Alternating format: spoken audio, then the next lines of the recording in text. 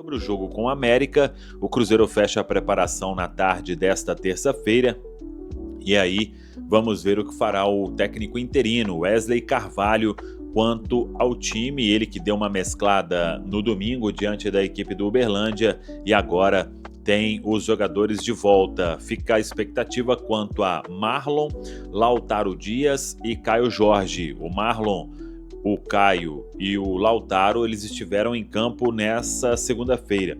Marlon e Lautaro participaram de uma parte do treinamento, assim como o goleiro Cássio, e o Caio Jorge fez treino físico. Vamos ver quais destes serão relacionados para o compromisso diante da equipe do América Mineiro. O Cruzeiro que tem ainda Lucas Romero pendurado com 2 cartões amarelos. E a expectativa também quanto a 2 garotos, Bruno Alves e Janderson, que são opções neste momento, já que João Marcelo vai passar por cirurgia nos próximos dias por causa da lesão grave que teve no joelho, o ano praticamente acabando. Muito provavelmente aí o João Marcelo só deve ter condição de voltar aos gramados em novembro, já na reta final da temporada. Por isso, o Cruzeiro vai ao mercado, mas espera Leonardo Jardim para contratar um novo zagueiro. É fato que o Cruzeiro vai buscar um zagueiro,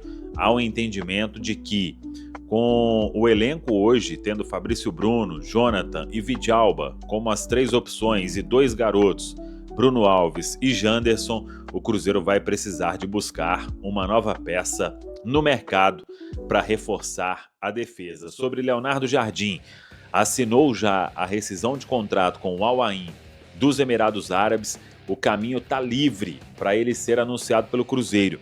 A expectativa é de que nesta terça-feira ele possa assinar o contrato de 2 temporadas com o Cruzeiro e ser anunciado oficialmente, quem sabe até amanhã. E o Leonardo Jardim tem chegada prevista para sábado. Ele deixa os Emirados Árabes, passa por Lisboa e de Lisboa vem para Belo Horizonte, onde chega no sábado. No domingo estará no Mineirão para acompanhar o clássico diante do Atlético Mineiro. Fazer um vídeo do Leonardo Jardim, novo técnico do Cruzeiro, técnico português. Teve destaque no Mônaco, foi um desses técnicos que conseguiu fazer com que o Paris Saint-Germain não ganhasse o campeonato francês e ainda chegou com o Mônaco numa semifinal de Liga dos Campeões e ainda ajudou a desenvolver e revelar o Kylian Mbappé. Acho que é o grande trabalho da carreira do Leonardo Jardim, 5 temporadas à frente do Mônaco. Antes disso ele já tinha sido vice-campeão português no Sporting. Vou falar um pouco das características, mas eu não vou enganar vocês não.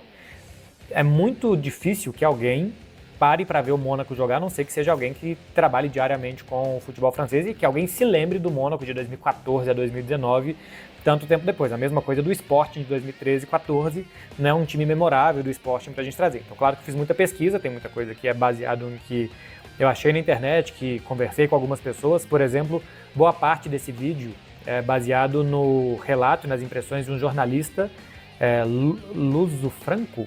Ele é meio francês, meio português, que é o Garry de Jesus, é um jornalista muito bom, que tem ascendência portuguesa, mas acho que nasceu na França, não sei muito bem qual é a história do Garry, mas ele é muito bom, já conheço ele há bastante tempo, desde os inícios de cobertura aqui na Europa, e por ser português, por morar na França, por trabalhar com futebol, por ser um especialista que entende bastante, boa parte aqui são de coisas que ele disse sobre as impressões dele sobre o Leonardo Jardim de estilo de jogo e do trabalho que ele fez no Mônaco também. Como característica de jogo, algo que eu lembro, eu acompanhei esse Mônaco da temporada 16-17, né, que foi a do Mbappé, que chegou até a final da Liga dos Campeões. Eu tinha visto o playoff contra o Villarreal, eu tinha trabalhado no playoff contra o Villarreal do Alexandre Pato, e que o Mônaco eliminou o time espanhol. É um time, e característica de time do Leonardo Jardim, 4-4-2 normalmente, às vezes até 4-2-3-1, mas principalmente um 4-4-2 com 2 atacantes por dentro. Usa muito os meias como pontas e os laterais avançando, dobrando pelos lados. É um time que são times que não trabalham tanto por dentro. Foi assim característica no Sporting e depois no Mônaco também, para trabalhar muito pelos lados do campo. Normalmente os goleadores são os atacantes. A gente pega aquele Mônaco de 16-17, por exemplo. 30 gols fez o Radamel Falcão Garcia e 26 gols fez o Kylian Mbappé. Eram os 2 principais goleadores de um time que fez 107 gols no campeonato francês daquele ano. Então, é um time, ou é um técnico que monta times ofensivos, que gostam da bola, que sabe trabalhar a bola, mas que não é fanático por isso. Não é, por exemplo, times baseados na filosofia de jogo do Pep Guardiola, que quer ter a bola acima de tudo, que quando perde a bola quer pressionar, recuperá-la muito na frente, que se for preciso dar 1 milhão de passes até terminar a jogada, dá 1 milhão de passes até terminar a jogada. Não é assim que trabalha o Leonardo Jardim. Gosta de ter a bola, tem um jogo propositivo, mas ele é mais flexível nesse estilo de jogo. Assim como, defensivamente, também não é um técnico de escola alemã, por exemplo, de perder a bola e de pressionar muito para recuperar muito rapidamente, ou até alguma coisa também da escola do Pep Guardiola, que a gente viu o time do Luiz Henrique nessa temporada fazer muito bem, de querer recuperar a bola muito rapidamente, até pode tentar fazer isso em alguns momentos, mas é mais normal ver um time do Leonardo Jardim, quando perder a bola, se proteger bem na defesa, voltar com muitos jogadores para recuperar a bola e tentar sair jogando. Tenta sair jogando desde trás, que no Brasil é quase um tabu pelo que faz o Fernando Diniz, é algo corriqueiro de se fazer em outros lugares, porque quando você sai jogando a partir da sua defesa, com seus zagueiros, com seu goleiro, você atrai o seu adversário. Quando você atrai o seu adversário, você tem espaço para correr depois nas costas dele, e é isso normalmente que os times do Leonardo Jardim tentam fazer. Ou seja, é um time, ou tende a ser um time, o Cruzeiro, de bom manejo de bola no pé, atacando muito pelos lados do campo, com necessidade de ter jogadores definidores dentro da grande área e que não vai se expor tanto na defesa, que vai ter uma defesa um pouco mais comedida e não vai ser um time tão valente na hora de recuperar a bola dos adversários. É isso que eu espero. Algumas curiosidades, por exemplo, daquele Mônaco da temporada 16-17, semifinalista da Champions, acabou perdendo para a Juventus, eliminou antes o Manchester City do Guardiola e que foi também campeão francês. Estatísticas do campeonato francês, segundo o SofaScore. 46 chances criadas de gols, só o quarto melhor time do campeonato francês em chances criadas, 31 chances criadas menos que o Paris Saint-Germain e 28 menos que o Lyon, dois times que ficaram à frente, só que esse time fez 107 gols, fez 24 gols mais que o Paris Saint-Germain nessa temporada. Ainda era um Paris Saint-Germain 16-17, pré-Neymar, evidentemente pré-Mbappé, mas que já tinha o Cavani, por exemplo.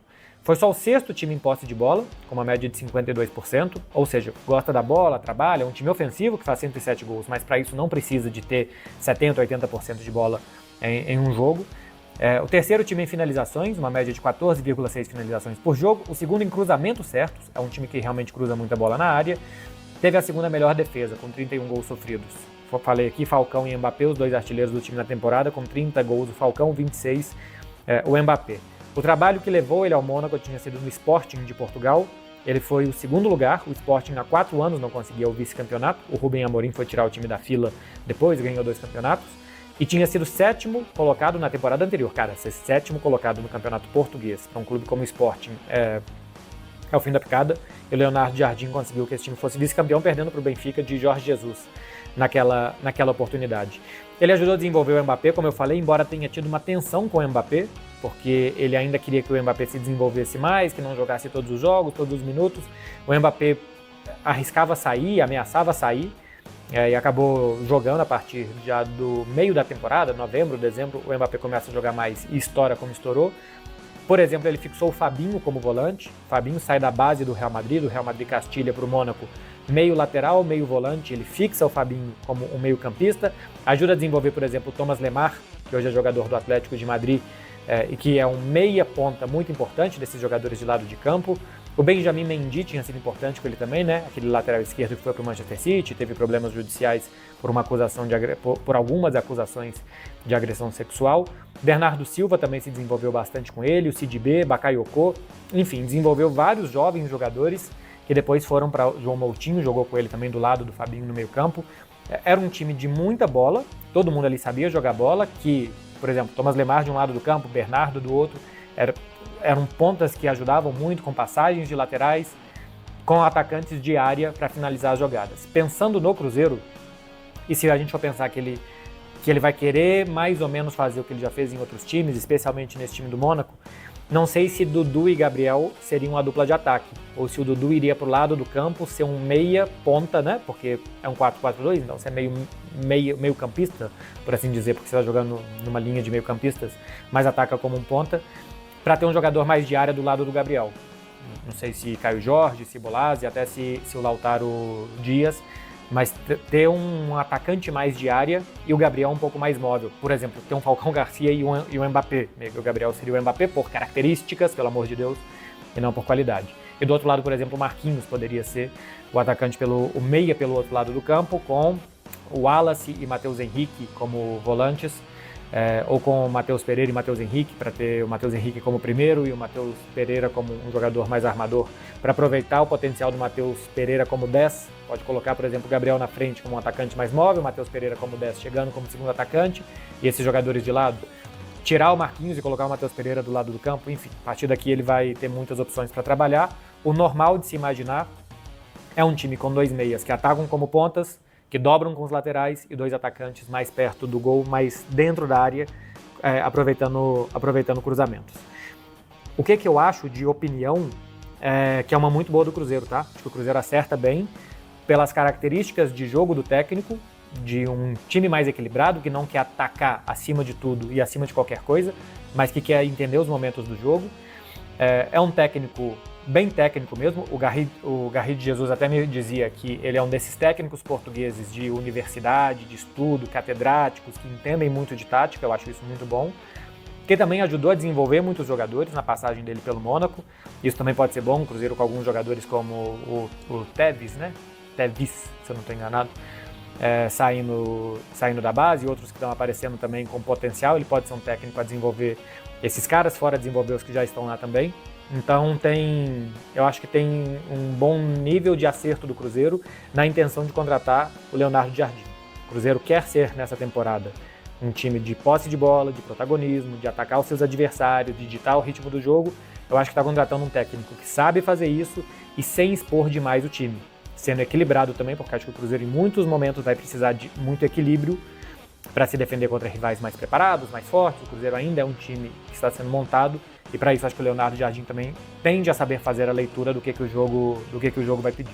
O Al Ain, dos Emirados Árabes Unidos, anunciou a saída do técnico Leonardo Jardim após a derrota por 2-1 para o Al Rayyan, do Catar, pela Champions League da Ásia, nesta terça-feira. Com isso, o caminho fica livre para o Cruzeiro oficializar o treinador português como seu novo comandante. Em comunicado, o clube árabe informou que ambas as partes chegaram a um acordo para rescisão contratual e agradeceu Jardim e sua comissão pelos serviços prestados, desejando-lhe sucesso no futuro.